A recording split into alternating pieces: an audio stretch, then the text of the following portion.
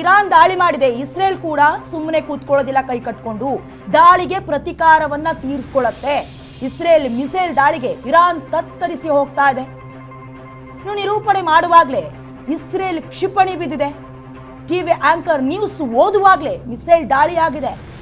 ಕ್ಷಿಪಣಿ ಬೀಳ್ತಾ ಇದ್ದಂತೆ ಟಿವಿ ನಿರೂಪಕಿ ಬೆಚ್ಚಿ ಬಿದ್ದಿದ್ದಾರೆ. ಜೀವ ಭಯದಿಂದ ಸ್ಟುಡಿಯೋವನ್ನ ಬಿಟ್ಟು ಓಡೋಗಿದ್ದಾರೆ. ಕಟ್ಟಡ ಛಿದ್ರವಾದ ದೃಶ್ಯಾವಳಿಗಳು ಕ್ಯಾಮ್ರಾದಲ್ಲಿ ಸೆರೆಯಾಗಿದೆ.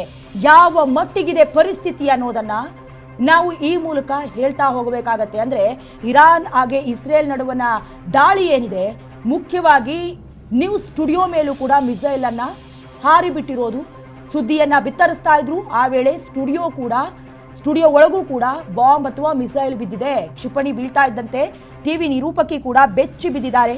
ಜೀವ ಭಯದಿಂದ ಓಡಿ ಹೋಗಿದ್ದಾರೆ ಸ್ಟುಡಿಯೋ ಬಿಟ್ಟು. ಈ ಎಲ್ಲ ಭೀಕರ ಘಟನಾವಳಿಗಳು ಅಲ್ಲೇ ಇದ್ದಂತಹ ಕ್ಯಾಮೆರಾದಿಂದ ಅಥವಾ ಸಿಸಿಟಿವಿಯಲ್ಲಿ ಸರಿಯಾಗಿರುವುದು. صدای متجاوز به خاک وطن، صدای متجاوز به صدای حق و حقیقت است.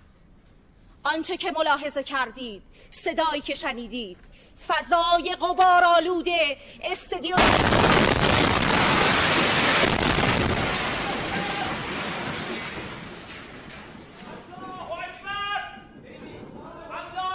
غبارآلود استادیوم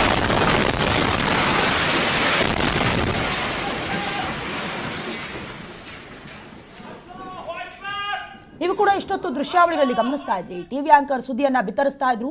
ಇರಾನ್ ಹಾಗೆ ಇಸ್ರೇಲ್ ದಾಳಿಗೆ ಸಂಬಂಧಪಟ್ಟಂತೆ ಕೆಲವೊಂದು ವಿಚಾರಗಳನ್ನ ವಿನಿಮಯ ಮಾಡ್ಕೊಳ್ತಾ ಇದ್ರು. ಅವರು ಕೂಡ ಊಹೆನೂ ಮಾಡ್ಕೊಂಡಿರ್ಲಿಲ್ಲ. ಅದೇ ಹೊತ್ತಿನಲ್ಲಿ ನಿರೂಪಣೆ ಮಾಡುವ ಹೊತ್ತಿನಲ್ಲೇ ಇಸ್ರೇಲ್ ಕ್ಷಿಪಣಿ ದಾಳಿಯನ್ನ ನಡೆಸಿದೆ. ಮುಖ್ಯವಾಗಿ ಇಸ್ರೇಲ್ನ ಕಾರ್ಯತಂತ್ರ ಅಥವಾ ಅದರ ಮಾಸ್ಟರ್ ಮೈಂಡ್ ಅನ್ನ ನಾವು ಇದರಲ್ಲಿ ಯೋಚನೆ ಮಾಡಬೇಕಾಗತ್ತೆ. ಇರಾನ್ನಲ್ಲೇ ಇದ್ಕೊಂಡು ಅಲ್ಲೇ ಗುಪ್ತಚರ ಇಲಾಖೆಯ ಮೂಲಕ ಹೇಗಿದೆ ಸ್ಥಿತಿಗತಿಗಳು ಎಲ್ಲವನ್ನ ಕೂಡ ಅಬ್ಸರ್ವ್ ಮಾಡಿಕೊಂಡು ಅಲ್ಲೇ ಕ್ಷಿಪಣಿಯನ್ನ ಉಡಾಯಿಸಿರೋದು ಕೂಡ ಮುಖ್ಯವಾದಂತಹ ಸಂಗತಿ. ಅಂದ್ರೆ ಇರಾನ್ ದಾಳಿಗೆ ಇಸ್ರೇಲ್ ಯಾವ ರೀತಿಯಾದಂತಹ ಪ್ರತಿಕಾರವನ್ನ ತೆಗೆದುಕೊಳ್ತಾ ಇದೆ, ನಿರೂಪಣೆ ಮಾಡ್ತಾ ಇದ್ದಂತಹ ಸಂದರ್ಭದಲ್ಲಿ ಇಸ್ರೇಲ್ ಕ್ಷಿಪಣಿಯನ್ನ ಯಾವ ರೀತಿ ದಾಳಿ ಮಾಡ್ತು ಅನ್ನೋದನ್ನ ಕೂಡ ನೀವು ಅಬ್ಸರ್ವ್ ಮಾಡ್ತಾ ಇದ್ದೀರಾ. ಸ್ಟುಡಿಯೋನ ಬಿಟ್ಟು ಕಾಲ್ ಕಿತ್ತಿದ್ದಾರೆ ನಿರೂಪಕಿ.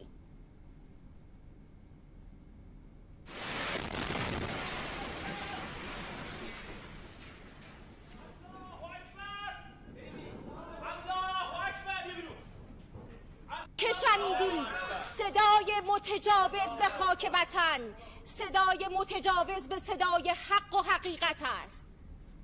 آنچه که ملاحظه کردید، صدایی که شنیدید، فضای غبارآلود استادیوم